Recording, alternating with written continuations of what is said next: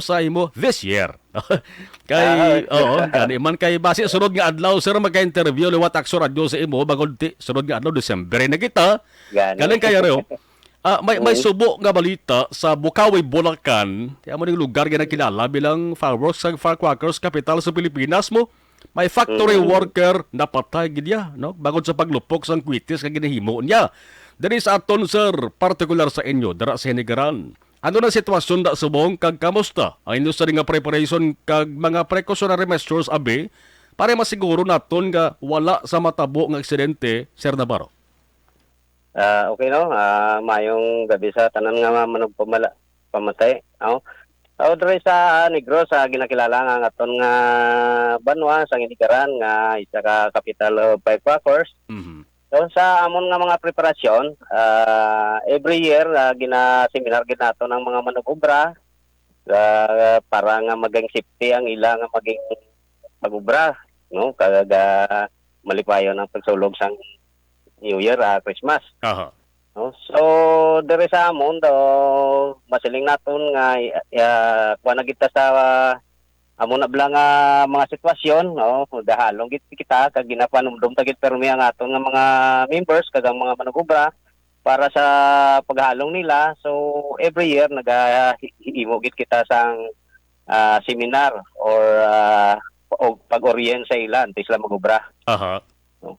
Okay. By the way, sir, check ko lang kung sa association nyo, ikaw bilang Chairman Emeritus ng Hinigaran Firecrackers Association, mga Yes. pila ang latest nga record nyo, sir, ang kanamuon sang inyo sa nga miyembro?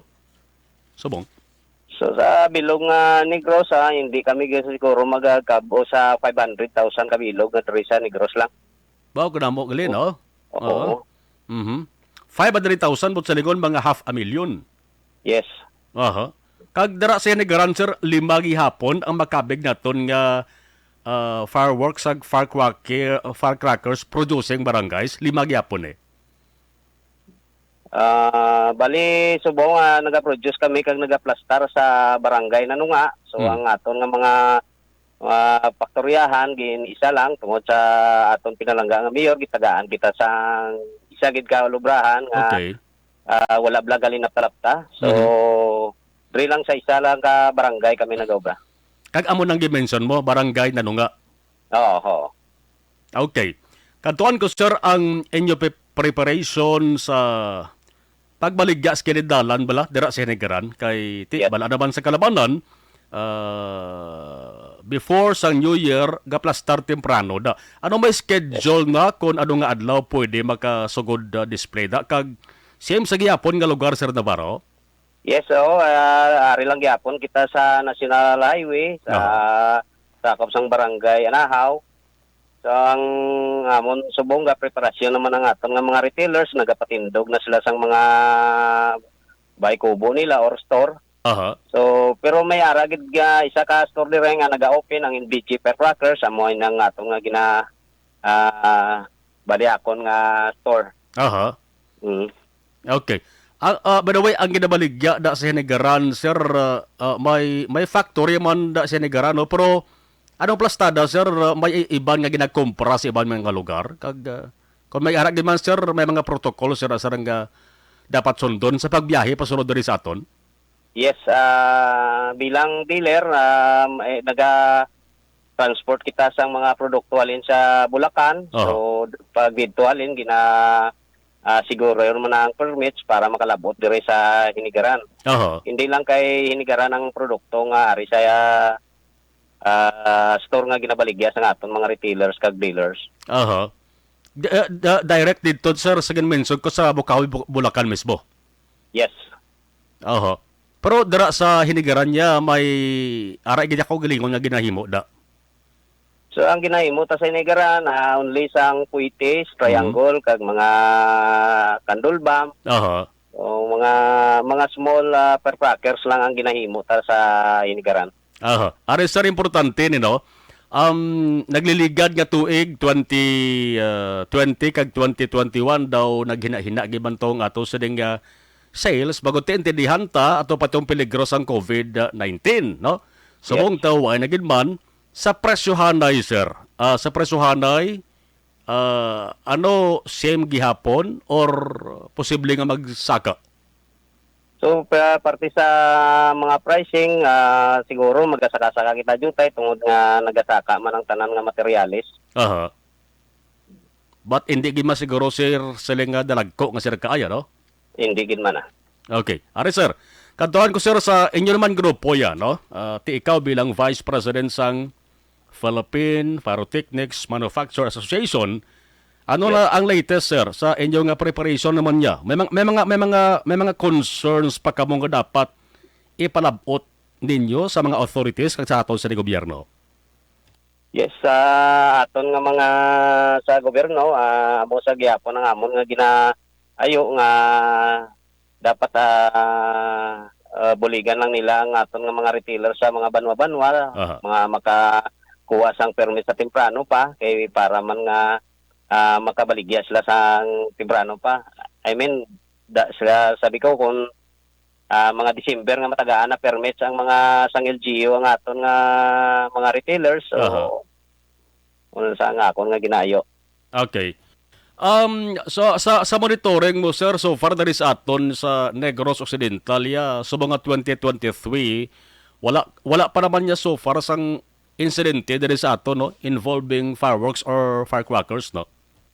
So dere sa Negros daw wala pa ginman. So gapasalamat magugani nga wala sang mga casualties or mga disgrasya nga nagakatabo diri tungod nga ginaorienta gid ang mga retailers ta kag mga consumer. Aha. Sigurado ko sir nga may mga taga Bacolod man siguro nga dira na lang sila nagapangumpra sa negara, no? Yes, kadamo gid. Aha. Pero waay man sir sang why limit sir, no? Ang sabi pag mangumpra sila bitag 100,000 be pwede lang yung why limit, no? Why man limit, isa pa may kinahanglan mag-travel sila, may mga permits man sila nga kuwaon kung mga dagko na gid nga bulyo. Aha. So importante na kung ayos ang permit sir, pwede sila ma-apprehend.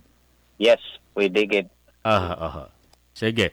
Anong mensahe ta Sir Navarro sa aton sa mga listeners subong labi na gid sa mga nagaplano nga magpangumpra dira sang fireworks ag firecrackers sa banwa sa Kaligaran?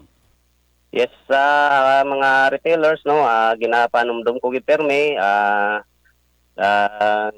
paghalong sa naton mga produkto kag sa legal gid kamo nga mga faktoryahan magbakal kay tungod para